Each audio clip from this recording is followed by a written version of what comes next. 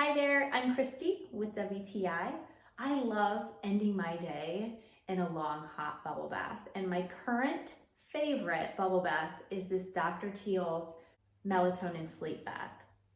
There's so much goodness in this little bottle because you don't just get the glorious bubbles, but it also contains Epsom salt. So this is really great because you're getting that magnesium. So after I work out, it's gonna help my muscles recover.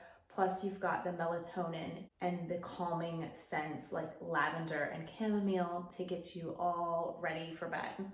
I also appreciate that this has great bubble production, which seems like a no-brainer when it comes to bubble bath, but I've learned not all are created equal. With this particular brand, I'm super happy with the bubble output.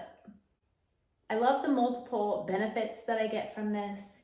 If you're looking for a great way to unwind, if you also enjoy a glorious bubble bath, you should check it out. And that's my point of view.